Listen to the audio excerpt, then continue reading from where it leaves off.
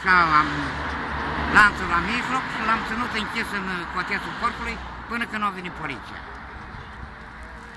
M-a încercat, a venit el, iartă-mă că îți dau 5 kg de vin. Nu te iert că nu-i prima dată când sar poarta. Hai că îți dau 10 kg. La urmă că, hai că îți dau 12 kg de vin. Roșu sau alb de care vrei. Nu vreau nici o gură de vin. Vreau să iei poliția să te ducă unde trebuie. Să nu mai aici căuta la mine în poartă, că eu nu sar poarta la tine. Ați mai avut cazuri cu el?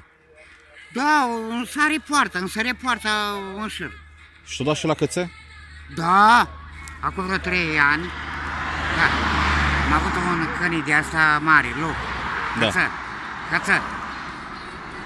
Și asta stăteam în pat, mă uitam la televizor și am geamul exact care se vede la căță. Da. Nu sări poarta, nici nu zăsnică. S-o dat la căță, la spate, cu deștul, nu știu ce. După aceea o dezlegat cățaua de lanț și o tărie după acasă, ca să nu-l vadă de pe drum. Tărie după acasă. Și când a dat colțul căsii, și eu la el.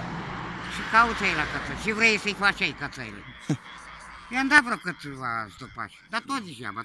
Nu s-o lecuit. Nu s-o lecuit. Totul a început să sară gardul la mine. Nu-i prima dată când o sări poarta. Când o sări poarta, da. Da, acum l-am prins în faptă în cotețul porcului. Dar dumneavoastră a spus că l-ați mai bănuit, să-l bănuiți de mult de... Da, sari poarta, nici nu strigă la poartă, intră. Dacă vede că e ușa deschisă, intră în casă, băi, Nelu, ce faci? Ai să un par de vin? Zic, n-am, mai du-te acasă. Eu niciodată nu mă duc la el. Dar el vine, sari poarta, dacă găsește lacutul pe poartă, știi că nu-s acasă. Am înțeles. Păi și acum ați făcut plângere la poliție? Da cum, dar nu a venit poliția, nu l-a luat în cătușă. L-a dus la... La Vasului? La psihiatrie. Au venit toți vecinii de pe acolo. Au venit și fiică mea, și fișorul meu. Fișorul meu a vrut să-l bată. Stai cu minte, că am chemat poliția. Faci probleme pentru el. Nu fac probleme.